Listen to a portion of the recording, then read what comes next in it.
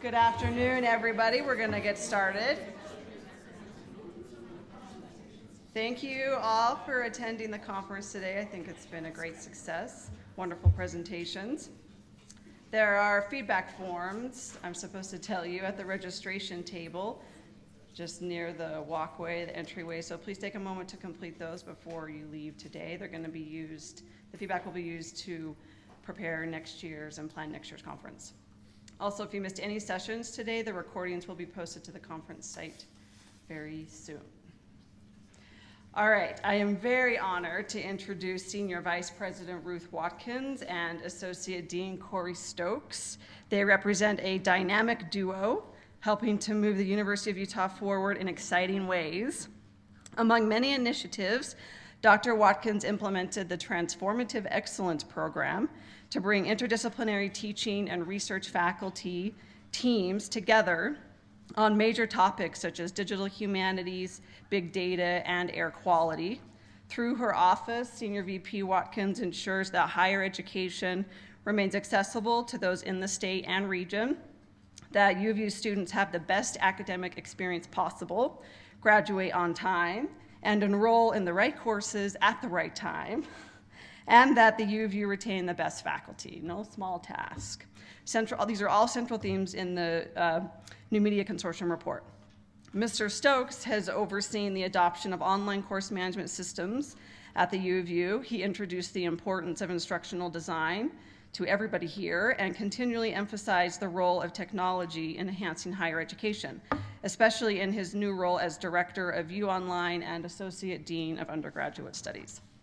They both have impressive academic backgrounds. Dr. Watkins has led academic affairs at the U of U since 2013. She previously served as Dean of the College of Liberal Arts and Sciences at Illinois Urbana-Champaign, among several other leadership positions. And she is a scholar of language, speech, and hearing sciences. She holds a doctorate in child language acquisition from the University of Kansas. Cory led the U's Teaching and Learning Technologies group for over 5 years before starting in his current position, and he holds a master's degree in instructional technology from USU. Please join me in welcoming Senior VP Ruth Watkins and Associate Dean Cory Stokes.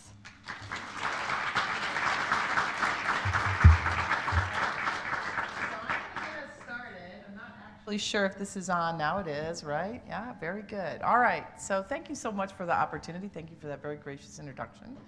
And thank you to anyone who's still here at 3 o'clock on a Friday afternoon. We appreciate that. I don't know what it means if you're sitting in one of those round tables at the back. You kind of hedge in your bets in case you have to make a run for it. In case we're extra boring, but hopefully not that. So I see some familiar faces, but I also see some folks that I don't know. So I look forward to, hopefully we can get to know a few new people. How many of you are University of Utah employees in one way or another? Okay, so that's the majority. Who's not? There's just a handful. Glad you're here. Welcome. Thanks for joining us. How many of you are library folks? Okay, just a few. So there's a lot of people from units all around campus, I'm guessing. So hopefully we'll have some questions and discussion, and you can tell Cory and me who you are and where you're from. So we'll try to get you to do that. So how many of you have read an article, maybe in the last year or so, about disruption in higher education? Okay, so what are you reading about? What are some of those articles saying? What's the whole thing about disruption in higher ed? Some brave person now. I promise not to call on you. Just a long pause. Takes that one brave soul to help me out. Thank you. Okay, active learning. So one thing is, people aren't so good about passive learning anymore.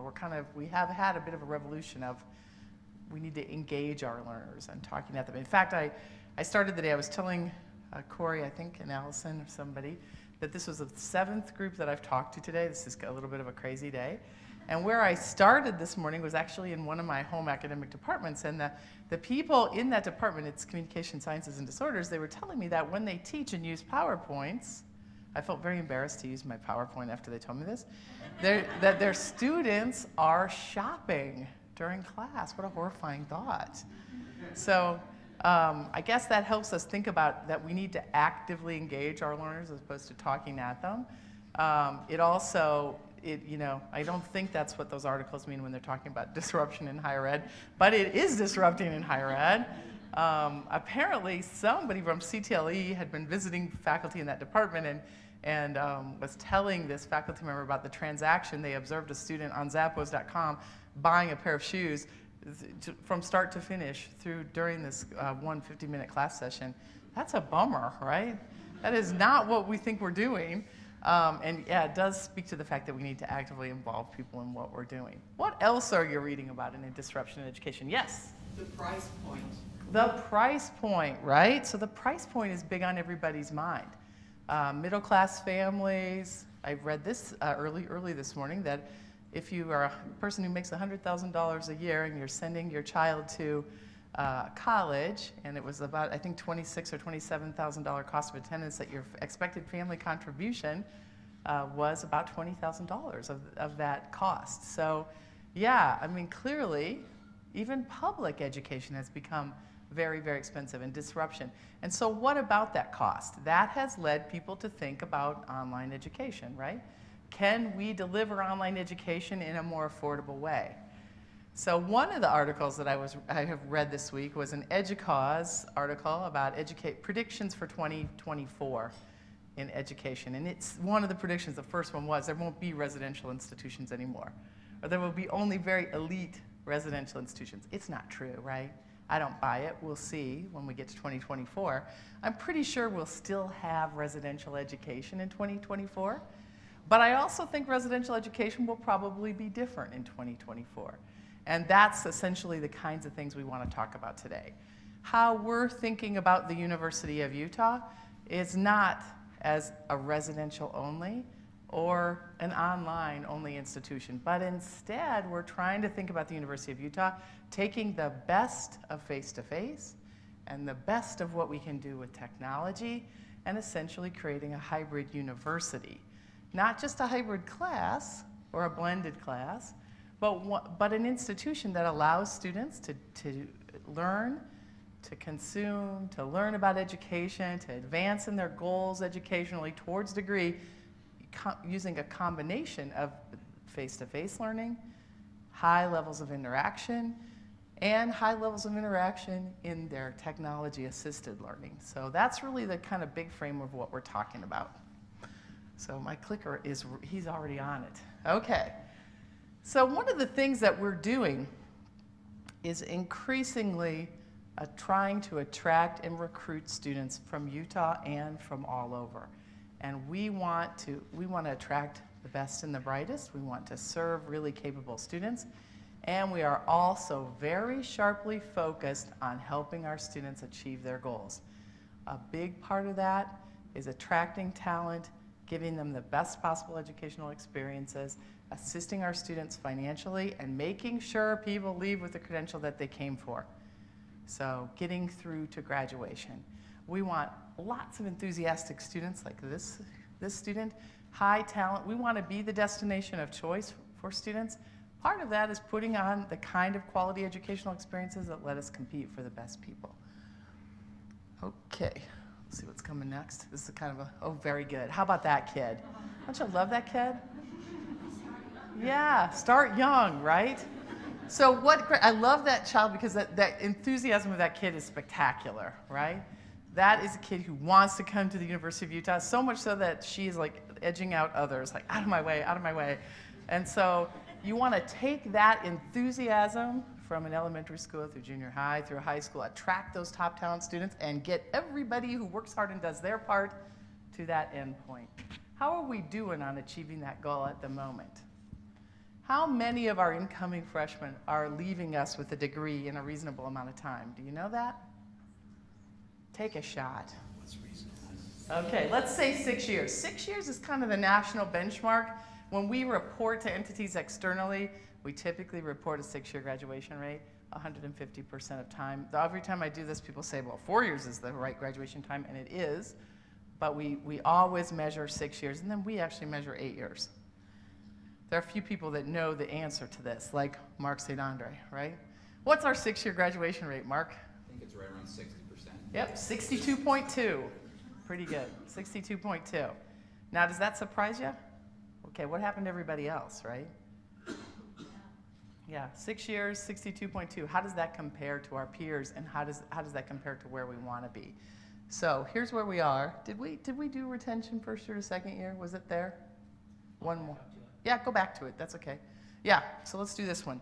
So here's the journey to graduation. One of the ways we're judged and what we're measured on is who comes as a freshman and comes back their sophomore year. Most of the time, that's the big leak in the pipeline. And I really commend my colleagues in this institution because it's not the case here. We're at about 90%. About 90% of the people who start as freshmen come back for their sophomore year. That's quite good. That's quite good. However, then the story not quite as good. So we'll take a look at what's coming next. This is graduation rate. So when we look at 6 year, these are hard to see, but those are our Pac-12 peers. Starts with Berkeley. Thank heavens for Arizona State. That is, I'm glad they're there. So that's where we are 6 years. About 60% of our students are finishing. That's 59. So we're a little bit delayed in terms of, we have more recent data that's 62.2, but those are the data that we can get that we have everybody in the Pac-12 in a comparable data set. That's a lot of people that aren't leaving with what they came for, right? Interestingly, for us, when we measure 8 year, we're the only institution that really makes a sizable jump at 8 year graduation. And we move up to 70%, and right around us, Boulder, UC Boulder, University of Arizona, and actually in the Pac-12, those are probably our two closest peers in many ways. They're the most like us in structure and in programs. So what's happening for our students? What's happening? I will say, I want you to know, those are data that have already been corrected for the allowable exclusions. That's serving a religious or military service, a religious mission. So for many students, that's not 8 years after high school, it's actually 10 years after high school. That is a very long time to a baccalaureate degree, right? And then there's a lot of people that leave with some college and don't finish a degree. So what's going on for our students? Thoughts about that? Married and children, life. Cost. So, and cost drives people to jobs, right? They work a lot. About half of our students work 20, 25 hours a week. A quarter of them, I think, are working essentially full-time. Half of our undergraduates marry before they complete their degree, and a quarter of them have one or more children. Do we think any of our Pac-12 peers look like that? Probably not, right? So our students are remarkable. They're also quite debt averse. We have relatively low student loan rates. Our students are not, and so that means hardworking, managing many commitments. This is really a remarkable student body. We need to figure out creative ways to help people make progress towards degree. This is where the hybrid university is going to come in. So, yes, that slide turned out great. That Cory Stokes is good at slides, I have to say. He's got some, I know, this is spectacular. So what kind of barriers? We talked about this a little bit. What's happening? Here's some things that our students say. I couldn't get into the classes that I wanted to take, right? It's tough to make progress towards my degree when I'm juggling my work schedule and childcare. Gen Ed courses are done, I'm stuck. So got a lot of Gen Eds online, but what about upper division stuff? I want to point to, this is our job. How do we break these barriers? How do we change this narrative for students? One of the ways we change it, I'm looking at Sharon Aiken-Wisniewski, who's here with us. Sharon is co-chair of a group that's looking at how we schedule our classes. Like most research universities, departments go off and do their thing because they've got to think about what's convenient for their faculty. Who's last to the table in terms of what their needs are? The students. We have to be a lot more strategic about how we schedule things. So one of the ways we can break those barriers is to actually say, what are some of the course taking patterns of our students? What do they need to do? How can we create a really efficient schedule that allows our students to be successful? Imagine that, actually thinking about what your students need when you build your course schedule. Not a bad idea, right? Not exactly rocket science, but I think it will help, and I'm very glad that we have good people working on that. Another strategy is to think about how we can help build out our online portfolio. how we can use technology to enable educational success and promote our core institutional goals of helping our students come and succeed in a timely manner as they work their way towards degree. So we need a strategy for this, right? We need a game plan as a campus to move forward. And we have some ideas about how to do that. So we know that as we think, and you've spent kind of a day, I think, talking about the possibilities and innovation with technology. I think this is a pretty important thing for us to think about how we teach and how people learn. And that if we try to keep doing the same thing as we have for a long time, we're really missing some opportunities to help our students. This initiative, this effort that we're talking about, is focused on central core university goals and university agenda. I know that when I came, I heard the message loud and clear that I would be judged as a provost on how well we did on facilitating the success of our students. It's what I think about when I wake up at 3 in the morning, and it's what I think about throughout the day. It's top of mind to think about what we're doing to drive the success of our students on those issues of retention and graduation rate, as well as cost, and helping students complete in a timely manner. So this initiative that we're talking about, the hybrid university, how we use technology to enable educational success, promote learning, help people towards their degree goals, is very core business to what we're trying to do in the institution. I'm going to pass them to my colleague, Cory Stokes, who's going to get into a little bit of the details of what we're up to. Thanks very much. Thanks, Ruth. I'm just going to sit behind us. So let's talk a little bit about these students that are working to put themselves through college. How can we help them out? Part of our online strategy really has to address this significant portion of our students, and they're all across age groups, demographics.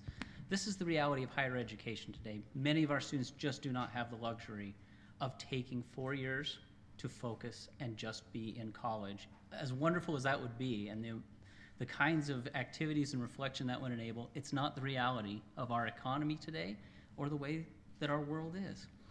But with online, we can take a strategy where we say, we have 3 big goals here.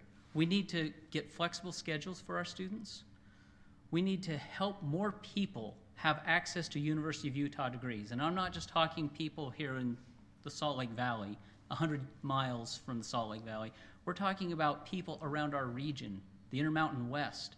We're talking about where do we have uniqueness in the nation where our programs shine above anybody else.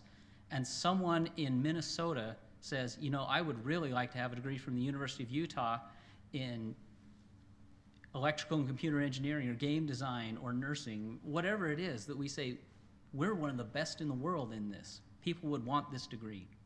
And we can provide that access. And lastly, how do we reach out to the employers? The people who are going to take these students after we're done with them, when they move on to that next step in life, how do we make sure they're prepared to step into that job and succeed? How do we have that dialogue with employers about what do they need us to be preparing these students to do? Are we creating more classes, taught more often through online? Can we use online to actually let students participate in some of these high-impact experiences, like travel abroad, like service learning? If they can complete part of their schedule flexibly through online, it opens up so many other possibilities for them in their educational experience. With access to degrees, we can invite people to return to the U. Come back and finish that degree that you started. You don't have to come to campus to do it. We can work with you. There's a way that you can do this. Maybe you're here on Tuesdays and Thursdays for an hour, but for the other credits, you're working around your schedule. And lastly, how do we keep people on the job? If I have someone with an RN in San Pete County who really needs to move up and get that bachelor's of science to progress in their career, and that's what their employers are looking for, how do we provide that RN to BS path without them having to leave their job, their community, and the people they're serving? So that's really the big vision of how does online fit into this big overall hybrid university initiative.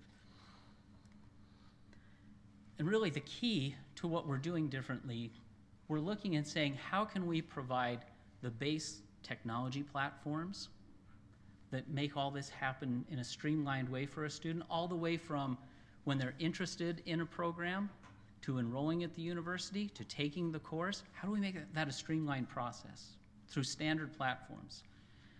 How do we then provide services to help students tap into that? How do we serve our faculty who are going to be delivering the courses on these platforms and make sure they're ready and trained and confident as they teach these online courses?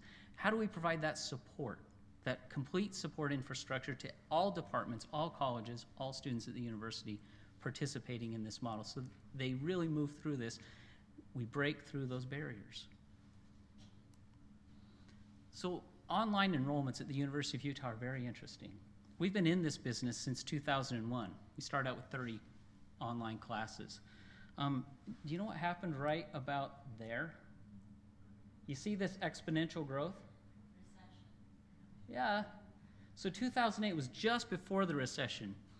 What happened there was the university started making money available to faculty members so that they could actually buy out their time to develop an online course. And the number of online courses that we began offering went way up. So we offer today over 400 sections a semester online. And the curve of this line and the number of courses that we're offering is really tight correlation. So you see what happened here? We thought we were going to plateau. And all of our models said we're going to plateau out at that point. But look right there at that tail. What happened last year?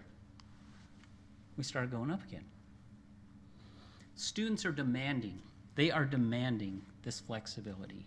We don't have a choice as a faculty or as a school whether we want to get in this swimming pool. This is what they want, and if they don't get it here, they will go find a school that will offer it to them. So our challenge is to get more offerings so that our curve, rather than flattening out here, our goal is to get to 40,000 enrollments in online sections by 2019. And so we need to get this tail going back up again.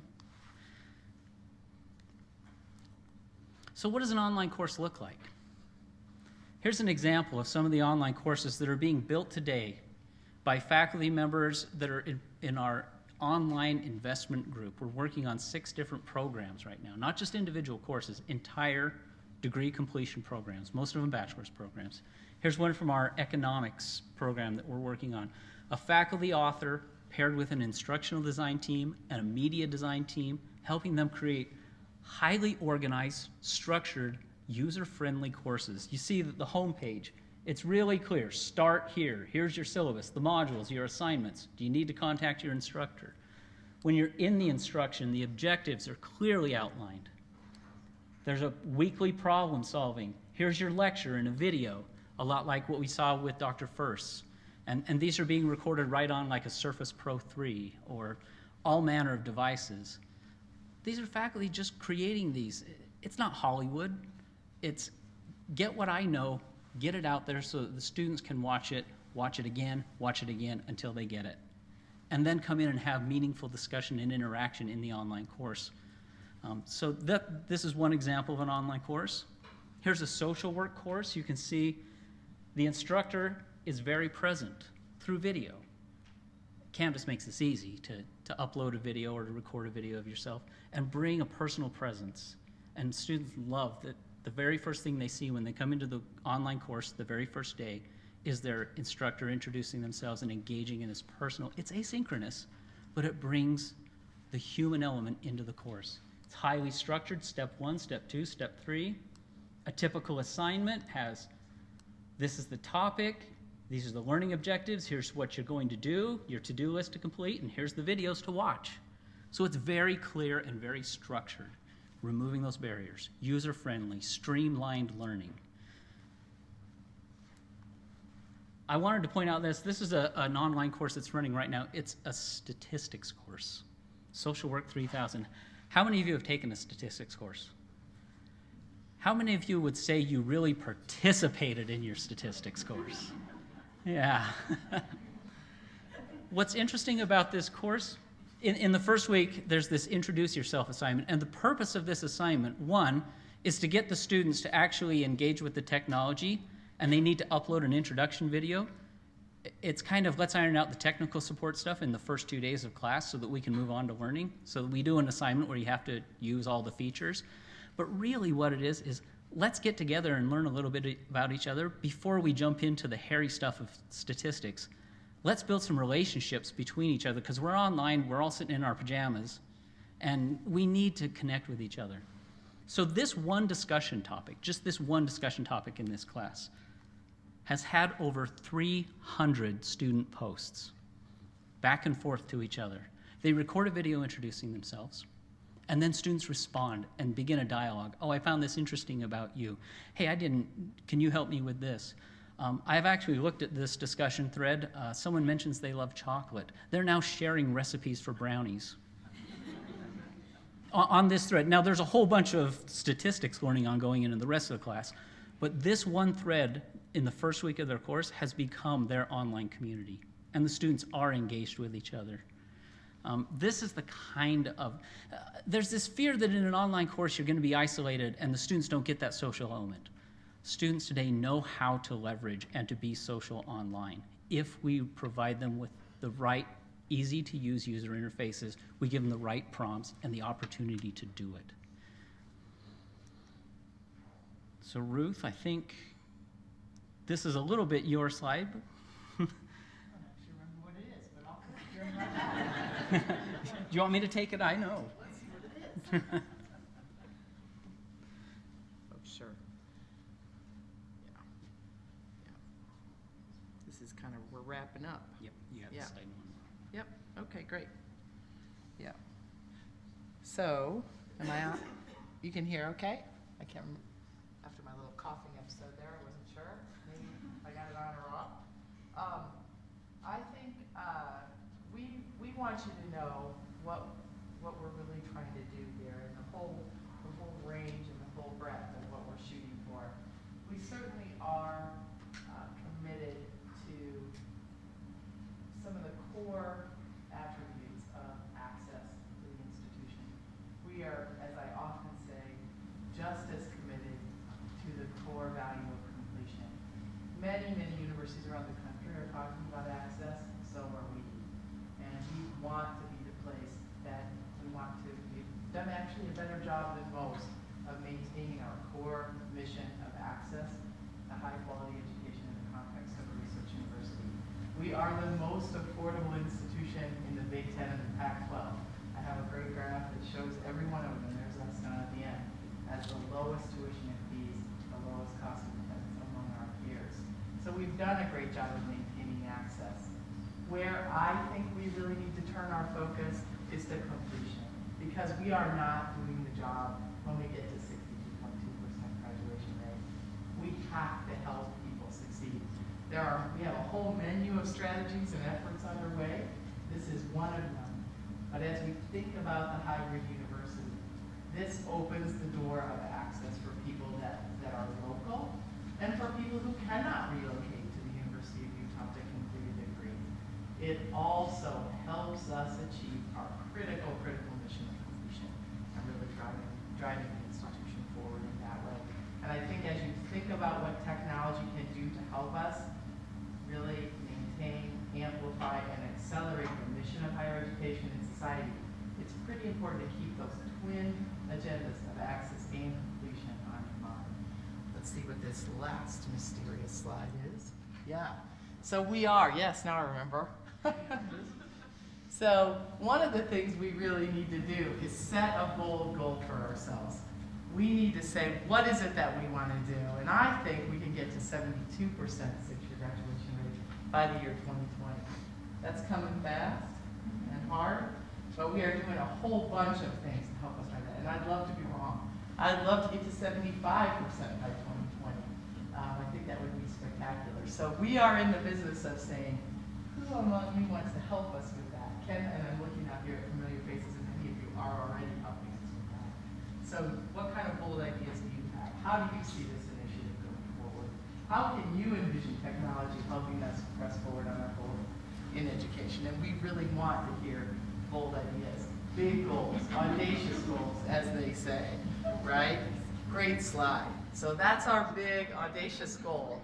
And I think it isn't too scary. I think it's a lot more scary not to set that goal and work toward it. So thanks for the opportunity to visit with you today. I think we have lots of time for questions, and I think we're both very open to them. So.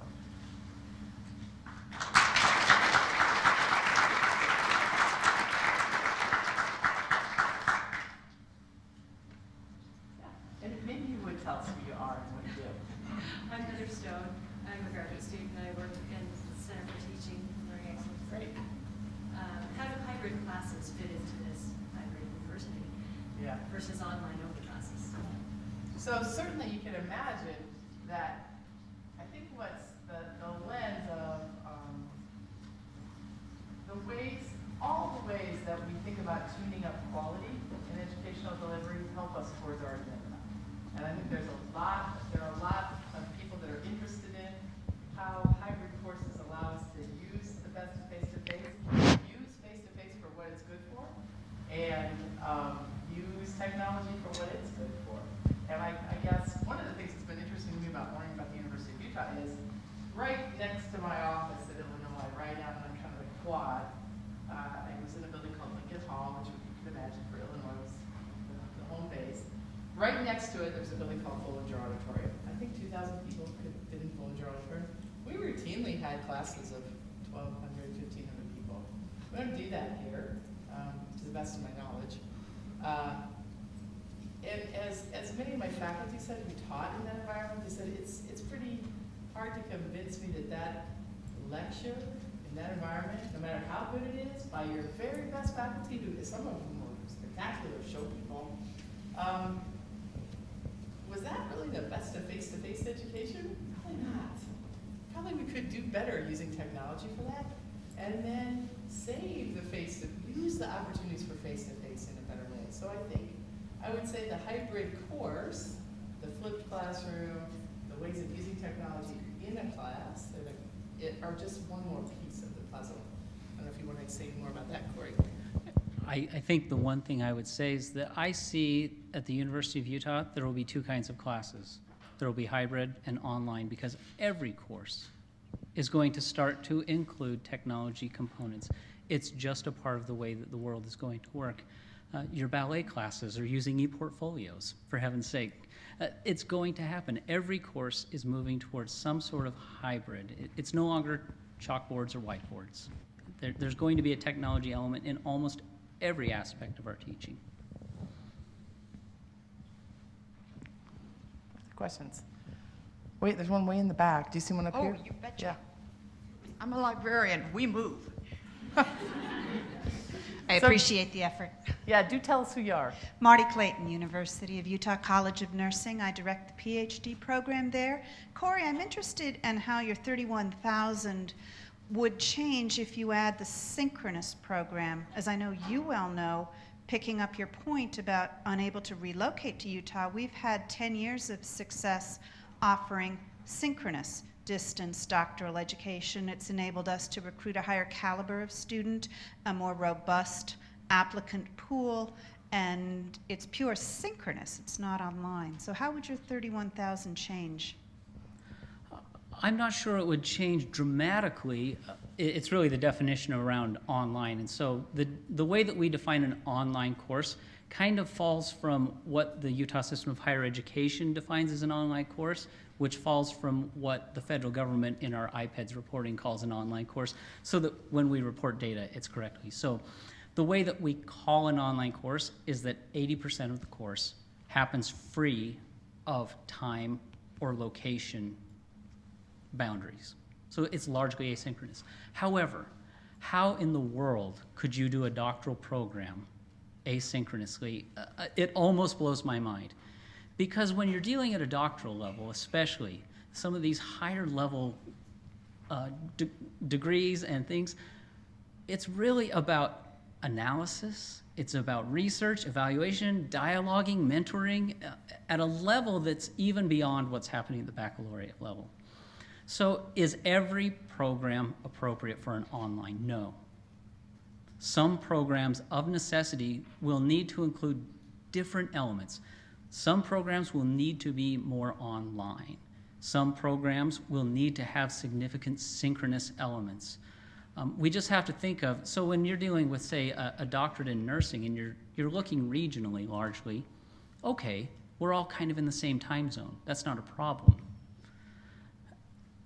But when we start to look global, what happens when I want to include a student who is on another continent into a course? And so we kind of have to just ask the questions as we think about the program, what it's trying to accomplish, what it's targeting. That's how we think about what kind of program is it going to be. And we can design around. We have instructional designers who can help plan and think about how would we deal with all these different conditions that go into a program. But I don't see it as a real cut and dried, online's better than this or that. It's not better, it's what's best for what you're trying to accomplish. Yeah, go ahead. Oops. I don't know. I can yell. Yeah. Janet Lindsley, the School of Medicine. I'm just curious, what do you think are the biggest challenges to reaching this goal? To the graduation rate goal? Yeah.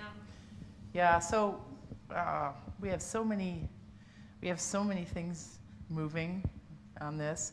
It's poor social science research to manipulate so many variables at the same time. It doesn't matter. We're trying to get to the goal. So I can tell you the many things that I think are important, and I can tell you the ones that we've hit first because I think they're probably the most influential. I think the issue of stronger financial assistance and the scholarship initiative is probably the single most important thing because that's going to allow people to work less, to be full-time students. Being a full-time student is a huge predictor, as it turns out, after everything else is controlled. So I'll talk about that more in a little bit. But yes, so I think we have a scholarship initiative underway. We were able to award more than, I think, 1,000 new scholarships this fall because of some private and corporate giving. We had $3 million of new money to give to incoming students.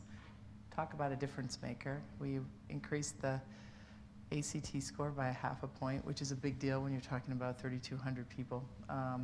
So right away, you can see what a difference the ability to help people financially will make, both in attracting students, helping students enroll full-time and get to completion, work less. So I think financial assistance is probably among the most important things. I think the other kinds of investments that we're making are, I think academic advising and having a strong relationship with an advisor is a very, very important predictor of your success and a contributor to your success. So we have made some pretty significant investments and hope to be able to make more in access to advising, and that is having more manageable student advisor ratios, having a stronger team of professional advisors across the campus.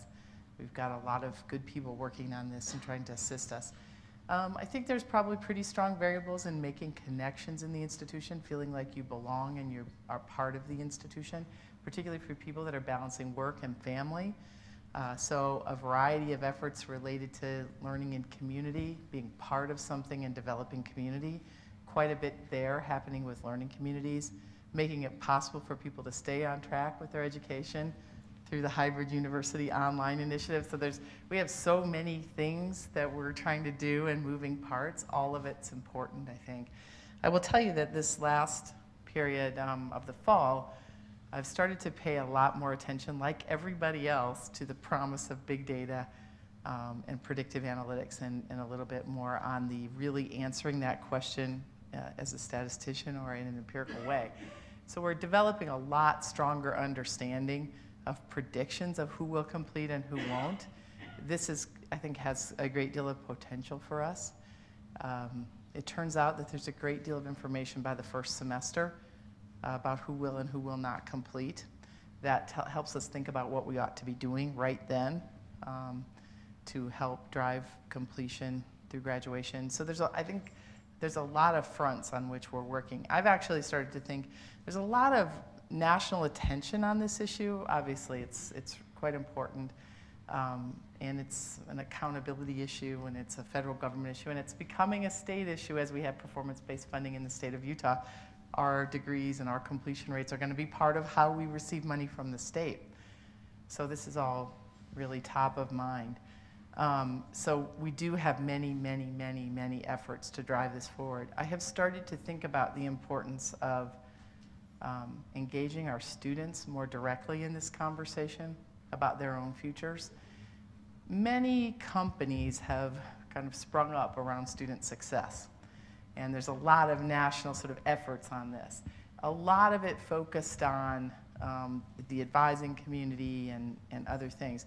I've actually started to think about this a little bit differently, because when you read a lot about the retention literature, there's a very powerful force of self-efficacy and resilience in students, and helping people understand that they can control their own destiny and that they have a role in it. And it's making me think a little bit differently about how we might think about another dimension of using some of these predictive analytics and getting that kind of data and information in the hands of the person whose life it is, as opposed to all of us well-intentioned people around them, to actually have more agency and responsibility. I don't quite have this idea well developed yet, but all these kind of, and there are many that have come along, companies trying to sell you their product and their technology to promote student success. And most of it right now is aimed at the advisor or other people in the academic community. And I've kind of started to think maybe there's the next generation of that's going to be a little bit more about information in the hands of the person that's building their own agenda and their own kind of self-regulation and self-efficacy. So that's not totally well developed yet, but I kind of believe that the data analytics are going to help us a lot. It's already been pretty insightful for me. For example, living in a residence hall is a huge, powerful factor in completion after everything else is controlled. Everything that you might think living in a residence hall could be a proxy for. So if we work on this from a statistical standpoint, your incoming academic readiness, all that taken out, living in a residence hall is a really powerful factor in sort of engaging, connecting, and it turns out graduating. 42%, 48% of our freshmen live in residence halls. We don't have the space. Now that I know how powerful that is, we got to figure that out, right? Long-term plan for the institution is to, most of our peers, if we went to that Pac-12 list, I bet everybody requires freshmen to live on campus. Everybody in the Big Ten did. So, I think there's so many things happening. Technology, what we can do with technology in the hybrid university is kind of one piece of this puzzle or equation. It is one piece. I think though technology, data, if we think about that, it's probably going to have a lot of application across this space. You're going to ask something. Hi, Jill Moriarty, Marriott Library. I'm a first-generation university graduate. Mm-hmm. I've met more first-generation students here than I did at my alma mater, University of Wisconsin. Their parents are proud. They will say they're very proud of them, but they don't know how to help them. Mm-hmm. They're here. They don't know how to reach out. They necessarily don't have that prep. So I say to you, you said everything that I was hoping we were doing, but more. Mm-hmm. I think you're on the right track. Mm-hmm. How do we retain students who don't have the university grounding? Mm-hmm. And many of the first generation still live at home, or they live with siblings, but they're not fully engaged here because they don't know that that's an important aspect of education. Yeah. No, it's a great point. Great point. And we have interesting demographics on that. We do sense that we have a lot of first generation students, and we have some data to support that. We don't show up as a really high percentage of our students receiving Pell Grant, which is an important indicator, probably because a lot of our students do not complete the FAFSA application. So we really have to have a full court press on getting students to get the financial assistance that they deserve that will help them. So that's kind of the entry gate there. And on first generation college students, I think, one of the projects that we're talking about in this menu that I didn't mention is making some changes in orientation, because orientation is an important kind of first step in your process of becoming a college student. And there's quite a bit of emerging conversation around this around the country, that you can really use orientation to transmit some key messages to students. One of those messages is about resilience, that a lot of people come to college who did very well in high school and get a C on the first calculus test. For somebody who's never gotten a C before, that is and particularly if you're a first generation student who doesn't have a sibling or a parent to say that's no big deal, you know, you'll get through it. To you, that C could be just like, clearly I don't belong here. That is a powerful message of, you know, this is not the right place for me. So we're working on getting some of those messages into the orientation so that students have a sense that that's pretty normal, and there's a set of resources that can help you with that. Kind of related to that, the sense of learning the ropes of college, which it's like implicit knowledge for people that have had a family of college students, but not implicit at all for people that don't have that sort of path breaking, and I think that's another thing that we really need to think about. Some of the research on that says that it's actually having a sibling is as important as having a parent, that somebody else has had the college experience who can be your guide. It doesn't necessarily have to be a parent. So I think we probably need to think a little bit better about how we help students do learn the ropes and address some of those first generation student issues. I don't know if you want to add anything to that, Cory. I don't want to talk too much. Well. Okay. All right. Yeah, let's go here and we'll go there. Yeah. So I'm Erin Loomer. I'm at the Eccles Health Sciences Library. And so there are learning communities on campus like LEAP and Block U. And so I'm wondering, am I loud enough? Am I loud enough? Okay. Yeah, I think they're recording it, so if you're willing to speak into the mic, thank you, as long as it's here. Okay. So there are learning communities on campus like Block U and LEAP. So I'm wondering, do you know if participating in one of those kinds of learning communities helps retention long term? The first to second year retention is good, but does it help retention long term? And also, in a hybrid environment, how do you incorporate these kinds of learning communities like LEAP and Block U, where students have peer advisors and librarians and student success advocates that are all working to help ensure their success? You are a great question asker. Thank you. That is a good question. And we're going to let our audience expert, Mark St. Andre, field that one. So, all right, I'll jump up here. So when we've run data on the LEAP program, it does increase retention, first and second year retention, as you said. And when we also look out at 4 and 6 year graduation rates, even when you control for incoming academic preparedness, gender, ethnicity, I think that's it. It also makes a difference. So that has been shown to graduate students at those rates higher. So that's similar across the nation. Those are the findings that are across the nation. And in terms of building them into existing or building a hybrid model like that, we're working towards that. We're actually in discussions right now to create an online this might be the first public place this has been mentioned, but a online gen ed Block U, so that you can do a Block U that's entirely online that will meet your general education program. And we're in discussions, we just had a meeting yesterday, about how you still bring in those really effective components like an advisor and a peer mentor to help you, which is a lot like the sibling, right? A peer mentor is just someone who went through it the year before you did. It's exactly what it is.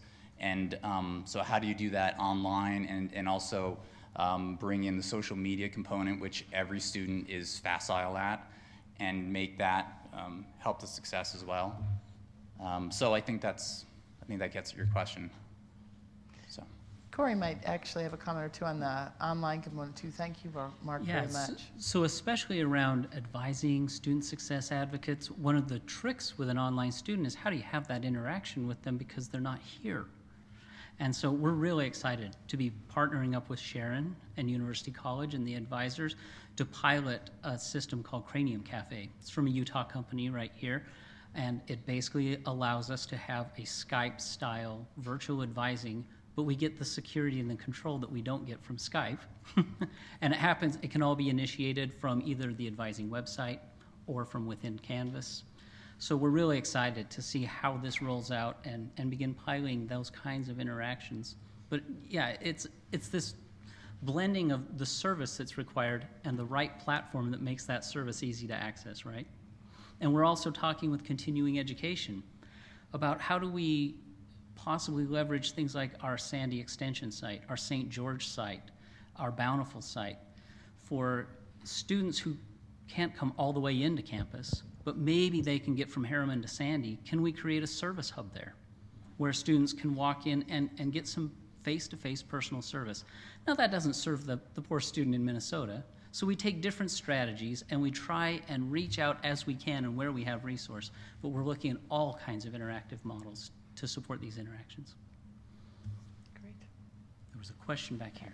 Right there, that gentleman. Matt DeLong, Physics and Astronomy. I teach lab classes.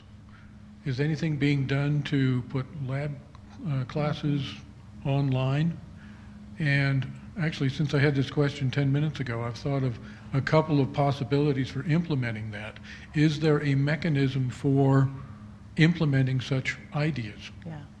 You know, I think we'd probably love to talk to you because it's this space of, I think, a lot of our instruction where we have developed the least.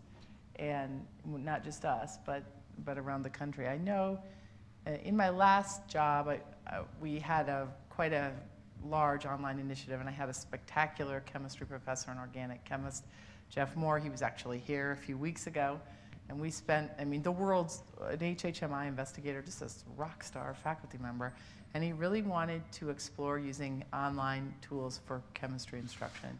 And it was quite a journey. We had this journey together. I will say that the first semester of organic chemistry online will go on record as one of my least favorite semesters in my life because I had hundreds of students and parents who were really unhappy. Organic chemistry, I think, is a gateway to health careers for a lot of people.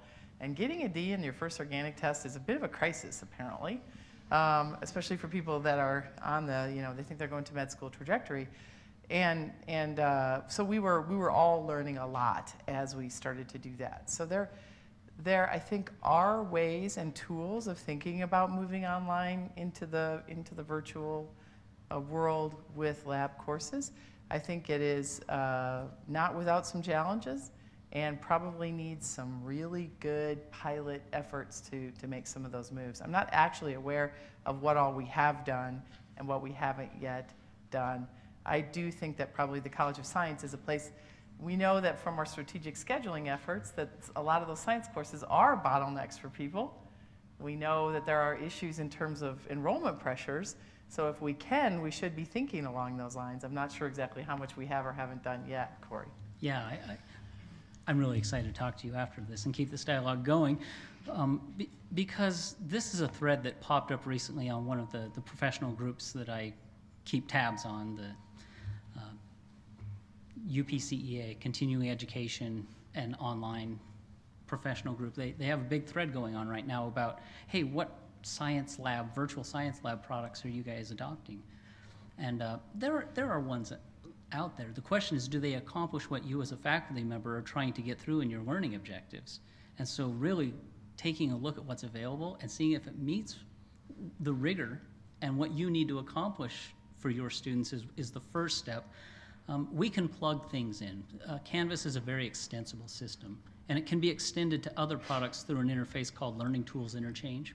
And so we can plug things in and make it a very seamless experience if we find the right product. But I think this is where the concept of a hybrid university really becomes powerful, because it may not be appropriate to put an entire science degree online. However, we may want to offer some of the survey courses and more introductory courses in the online format, and then have students come face-to-face for the lab courses and things like that. If we have this flexibility where some of the curriculum can be online, some of it necessarily maybe need to be done here in the facilities that we can provide here. This is where the concept of a hybrid university for me gets really interesting. Maybe one more question? I was going to say, you got time for one more? Amy. Okay, I think that's an interesting question too, because if you have a rock star professor, an online course could be splendid. But if you have a bunch of sort of average professors doing it, I wonder what you are doing or how you plan to assess whether the online education is equivalent to the kind of education students are getting if they come to campus. Let's have Cory answer that. No, I think it's a really interesting question that, and I don't mean to, sort of pick on you, because it's a good question. That's one that gets asked a lot. But we often, as a community, because we're not yet entirely comfortable, and particularly people that are, old like me, aren't so comfortable thinking about this. I guess there's a range of comfort with this, thinking about using online education. And it often brings up the question of, have we evaluated quality and have we rigorously looked at professors' effectiveness? Have we done that in face-to-face education? Let's be honest. On a university campus like this, are we asking those questions about what we're doing in the classroom every day? Not as much as we probably should be, right? I mean, do we have consistency across every section of Gen Chem? Have we thought rigorously about affecting quality? I hope somebody is. As an institution, we're not doing it as well as we should. I think the same thing is true in the online arena. I think we do have to think about giving people the training, learning experiences that they need to get into this. And we're talking about really development for all of us that want to keep learning throughout our careers. What do we know about effective educational practices? The same things apply in the online venue. I'm convinced of it. Active engagement. Yeah. I'd like to respond to that. I think the same things don't apply, because if you're on campus, you were talking about the student taking control. Mm-hmm. And if I'm a student on campus and I get a lousy professor, I can drop out and take it from a different professor. Mm-hmm. Or I can supplement that education by going to lectures or programs or that sort of thing. But in an online degree course, I'm kind of locked in to what the degree course is. And the student loses quite a lot of control over making that kind of decision. Yeah, actually, I'm not so sure that you're locked in. Maybe there's some things that as we develop, we're kind of one step in front of the students on the next course. But I think that a lot of the same equivalencies are there. Should let our expert talk about that. Well, yeah, the online course, the learning objectives are the same. The assessment and what we are trying to glean out of that student, what we're trying to develop, is exactly the same. The only thing that is different is the specific kind of activity we engage in because of the modality. And so it's true that we're going to have all different levels of quality in teaching, in online, in face-to-face. But it's no different than if I'm here on campus and I'm taking a face-to-face course and there's only one teacher that teaches that upper division class. I don't have a choice to drop it. I guess I could go up to Weber State and take the course and transfer the credit. But that same opportunity exists in online as well. If I really cannot get my upper division math course because it's just not right, there are literally 1,000 other people teaching that same subject material, and I can sign up anywhere. I can take a MOOC, for heaven's sake.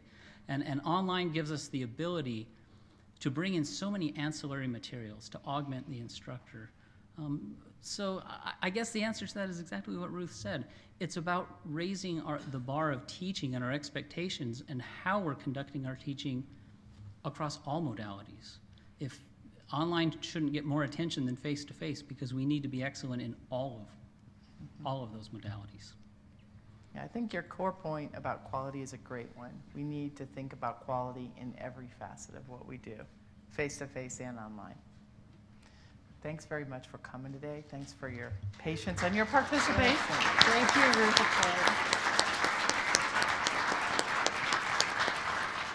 Thank you all for attending. I don't know, Anne and Adriana, if you have any closing remarks. Oh, Anne. Thank you so much, Allison. Thank you, Ruth. Thank you, Cory. Thank you all for coming. This by far exceeded what our expectations were.